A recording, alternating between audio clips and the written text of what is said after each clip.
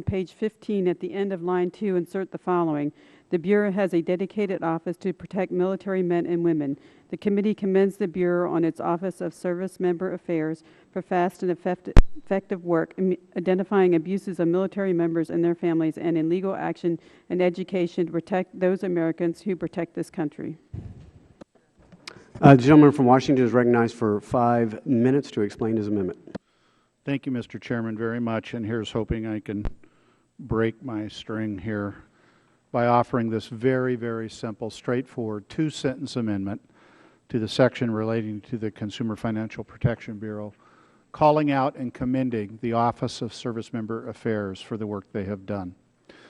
Between the months of July 2011 and February of this year, that office received and processed a good number of more than 14,000 complaints. Just last week, they announced the recovery of $1 million on behalf of active duty service members for issues ranging from mortgages to credit cards to payday loans and the like.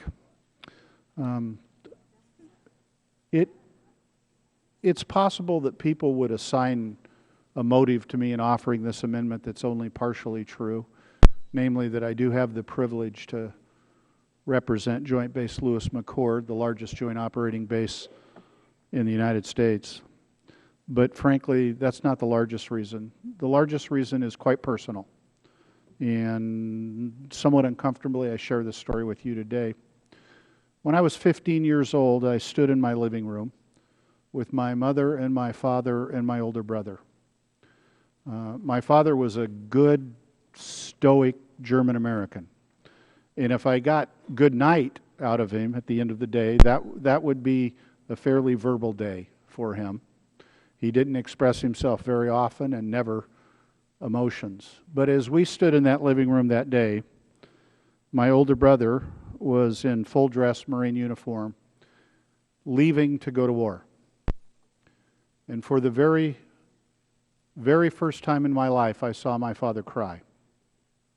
Frankly, I didn't know he was capable of crying. I really didn't. And I didn't fully appreciate at that moment in time the seriousness of the moment. Unfortunately, in the fullness of time, I would.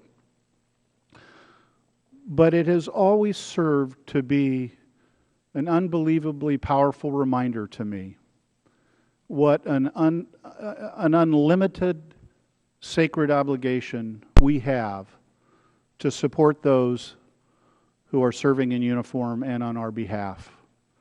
The very last thing in the world any active duty service member ever needs to worry about is a complication of an issue for which there is nowhere to turn to get help.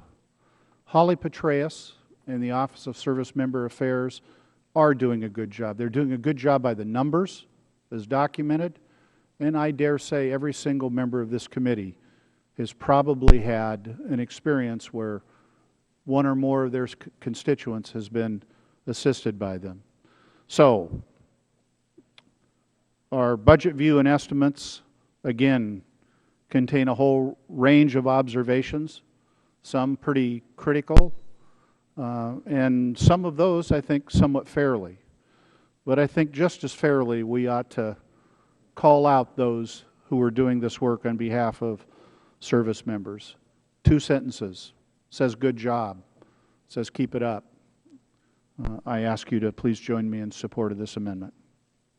I yield back the balance of my time, Mr. Chair.